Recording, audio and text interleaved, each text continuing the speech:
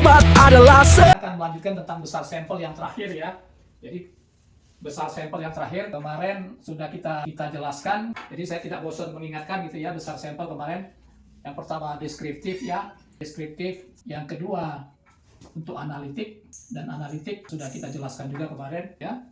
Yang deskriptif yang sudah jelas sudah diselesaikan, serial kasus ya, serial kasus yang pakai apa? Serial kasus pakai koefisien korelasi gitu ya, rumusnya kemarin ya. Kemudian uji diagnostik pakai Lemshow ya, kemarin sudah. Dan yang terakhir adalah survei pakai rumus Lovin ya, sudah selesai. Dan yang terakhir kemarin, yang minggu kemarin yang saya jelaskan, yang studi observasi ada 3 ya, ada 3 cross sectional sama pakai rumus Lemshow ya, kemudian cohort, dan satu lagi case control ya. Yang kedua ini pakai rumus 2 proporsi, kemarin sudah selesai ya. Yang jadi ini sudah selesai dan ini juga sudah selesai. Nah, hari ini yang saya akan jelaskan tentang eksperimental ya. Jadi eksperimental cuma ada 2 rumus yang biasa dipakai gitu ya. Satu untuk in vitro dan in vivo itu pakai satu rumus Federal. Nanti pada randomized control trial pakai rumus SJ-Pucko ya. Oke. Jadi ini untuk pendahuluan, untuk mengingatkan lagi untuk para mahasiswa atau para sejawat sekalian tentang rumus-rumus sampel yang biasa dipakai di dunia kedokteran dan kesehatan, juga keperawatan ataupun kebidanan gitu ya. Bisa juga dipakai untuk MIPA ataupun farmasi. Fakultas kehewanan juga banyak ya. Nah, yang pertama adalah untuk in vitro. Kita sudah tahu in vitro penelitian in vitro pada sel ya, pada tingkat sel sampai mikroorganisme atau mikroorganisme, ataupun dari misalnya hasil swab ataupun hasil biopsi. Yang in vivo nomor 2 adalah ini pada hewan coba gitu ya. In vivo pada hewan coba gitu ya. Jadi yang di hewan coba ini kita sebut juga hewan model gitu ya. Hewan coba atau hewan model gitu ya. Nah, yang rumus dipakai adalah kebanyakan yang dipakai rumus untuk 2 penelitian ini adalah rumus Federer ya. Rumus Federer itu sama dengan T-1 dikali N-1 sama dengan di atas sama 15 ya. Di mana T itu sama dengan jumlah kelompok atau pengulangan ya, pengulangan. Jadi kalau untuk in vivo disebut jumlah kelompok, kalau untuk in vitro disebut pengulangan ya, jumlah pengulangan ya. Nah, yang membedakan adalah pada in vivo biasanya dipakai 4 kelompok. Pada in vitro dipakai biasanya 5 kali pengulangan ya.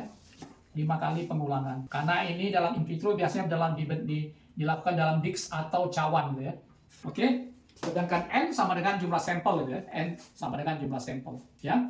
Jadi kalau misalnya pada in vivo 4 kali pengulangan, kalau kita jawab itu nanti jadi kira-kira 4 minus 1 dikali N minus 1 sama dengan 15. Jadi kira-kira nanti N sama dengan 4 ya. Kira-kira gitu ya. Nah, jadi masalah adalah untuk in vitro atau in vivo ini kebanyakan akan berakhir dengan analisa pre dan post gitu ya. Jadi pre and post ini biasanya pakai UJT jangan lupa dia sinyalnya. Jadi ini minimal N-nya itu sebenarnya 30 ya. Jadi kalau 4 kali 4 kelompok 16 kurang 14 gitu ya. Jadi harus dianjurkan 30 jumlah minimal sampel. Itu kira-kira untuk in vitro dan in vivo ya. Jadi kalau yang in vitro agak mudah. Jadi kalau ini 5 dikurang 1, ini 5 ya. Jadi kurang 1 lagi ya. Ya. Oke. Kemarin saya membimbing yang di SP2 itu adalah menggunakan jumlah in vitronya masing-masing kelompok 10, jadi 4 kelompok adalah 40 sampel gitu ya. Nah, itu untuk in vitro. Nah, kalau pada manusia itu disebut RCT gitu ya. RCT atau randomized control trial. Nomor 2 adalah RCT atau randomized control trial. Jadi kalau sesuai dengan anjuran daripada FDA ya, melalui GCP ya. Melalui GCP itu yang selalu dipakai good clinical practice itu yang dianjurkan adalah pakai rumus SJ-Pucko itu ya. Pakai rumus SJ-Pucko, pakai formula SJ-Pucko itu ya. Ya. Oke. Di mana N sama dengan PT 1 minus PT ditambah PC 1 minus PC dibagi PT minus PC kuadrat dikali fraksi alfa beta gitu ya. Ini kira-kira rumus SJ-Pucko ya. Jadi mesti kita ingat PT ini adalah probability sukses obat yang akan kita teliti, akan diteliti. Sedangkan PC ini adalah probability kontrol positif itu drug of choice, atau kontrol negatif itu placebo gitu ya. Nah, untuk placebo ditetapkan sama dengan 50% gitu ya. Oke, kalau dia pakai placebo, pembandingnya placebo, ditetapkan PC 50% gitu ya. Nah, nanti kalau N-nya dapat, N ini jumlah masing-masing kelompok. Jumlah masing-masing kelompok ya. Jumlah masing-masing kelompok ya. Nah, yang agak susah dihafal itu adalah kita harus punya tabel fraksi alfa beta itu ya. Jadi tabel untuk fraksi alfa beta menurut si W.J. Pocock, saya akan salin dari buku saya sendiri gitu ya.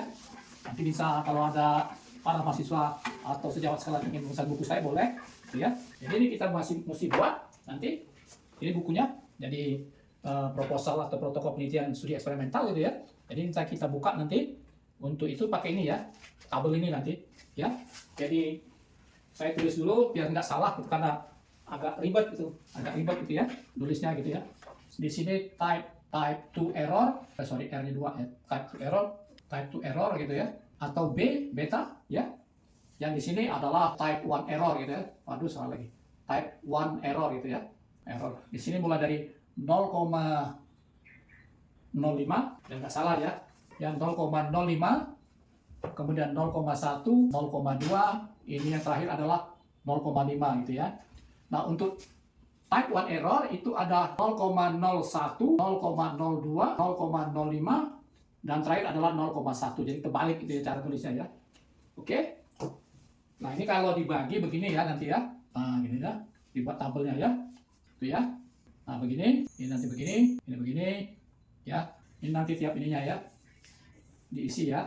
Oke. Jadi yang paling banyak di sini kalau kita pakai type beta alfanya, ini alfa ya, sorry. Type 1 error alfanya 0,05, betanya 0,2 atau 80%, nanti dapatlah di tabel ini 7,9 ya. Tapi kalau kita ingin meninggikan jumlah sampel, kita pakai yang alfanya type 1 errornya 0,1, itunya betanya 0,2, ini dikali 11,7 gitu ya. Jadi terserah kita, tapi yang jelas beta tidak pula kurang dari 80% di sini ya. Tapi kalau alfa, terserah kita mau memilih yang mana, 0,01, 0,02, 0,05, atau 0,1 gitu ya. Itu kira-kira gambarannya ya. Jadi ini bisa saya secara cepat 17,8, 15,8, 13,0, dan ini 10,8. Masih bisa di sini yang lain ya. Jadi prinsip dasar, alfa kita bisa pilih dari 90% sampai 99%, tapi beta tidak boleh kurang dari 80% gitu ya. Jadi yang di sini beta ya. Di sini beta ya. Nggak boleh kayak 0,5 ini ya. Kalau 0,5 ini dalam arti 50%. Ya. Jadi kalau kita balik ke rumus tadi, ini 7,9 jangan lupa ya. Kalau kita pilih alfanya 95%, betanya 80%, dalam arti fraksi alfa betanya 7,9 gitu ya. 7,9 gitu ya. Jadi kita tinggal masuk aja ke rumus ini nanti ya. Ke rumus ini jadi berapa probability obat baru dibanding dengan kontrol gitu ya. Oke, jadi itu bisa ya. Jadi kalau satu lagi kaitan dengan hipotesa, resiko hipotesa ada dua gitu ya. Kalau kita membuat hipotesa dalam arti ada rumus sampel. Yang kedua, ada perbedaan atau tidak ada perbedaan pada H0 itu melihat selisih antara probability obat baru dan obat pembanding. Kalau lebih dari 30% boleh kita tulis ada perbedaan, dalam arti akan berakhir dengan akan berakhir one pill analysis. Tapi kalau kurang dari 30% biasanya peneliti tetap ngomongnya tidak ada perbedaan antara obat yang diteliti dengan pembanding ya. Jadi itu dulu, mudah-mudahan bermanfaat ya. Silakan subscribe, like, and share channel.